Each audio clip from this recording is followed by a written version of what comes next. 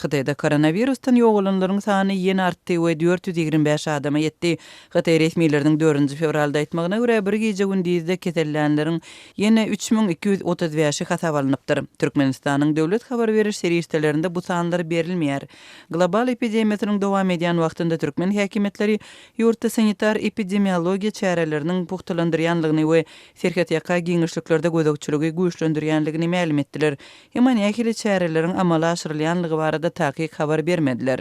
Şol birakda Azatlyk radiosynyň habarçylarynyň sözlerine görä şoňlar Liwap ýylaýatynda aktiv çäreler gözeýler, hususan da medisina edaralarynyň işgärleri, edara kärhanalaryna aýlanýarlar we demalyş ýollarynyň ýokuşmalary arkaly ýaýrayan kesellerden goranmagyň zerurlygyny duýdurýarlar. Emma olar munyň nähili virusdygyny aýtmaýarlar, grip diýerler.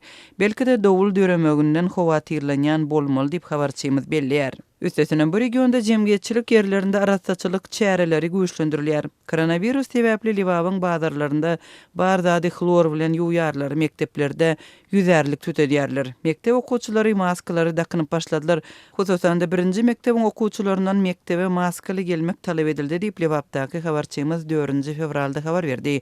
Onuň sözlerine görä bu ýagdaýda maskalaryň bahasy 5-den 10 manada çenli ýokarlanypdyr. Azatlyň habarçylarynyň we gararsyz media serýisleriniň maglumatlaryna görä, Liwap ýylaýatynda Hytaýdan barýan raýatlaryň yerleşdirilýän karantin zonasy yerleşýär. Türkmenabad şäheriniň çetinde ýokunç keseller hastahanasynyň golaýynda çadyr lageriniň döredilenligi 3 fevralda Azatlyk radiosyna ma'lum boldy.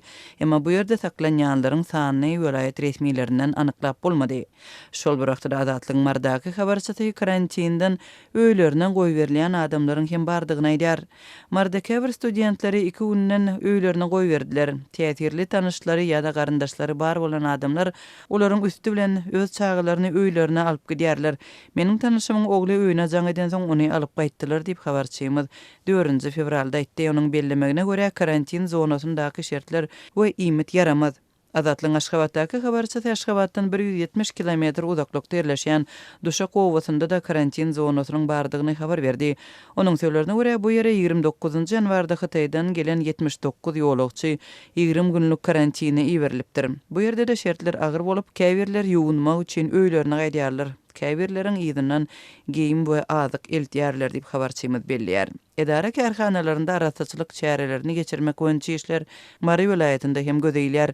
Habarçymyzyň sözlerine görä welaýatyň döwlet edaralarynda we mekteplerinde şunlar xlor bilen ýuwmak talaby berja edilýär we bu işe işgärler hem okuwçylar çekilýär. Şeýle-de yerli häkimetler ilaty daşary ýurtlardan getirilen meýweleri ýemekden saklanmagy çagyrýarlar.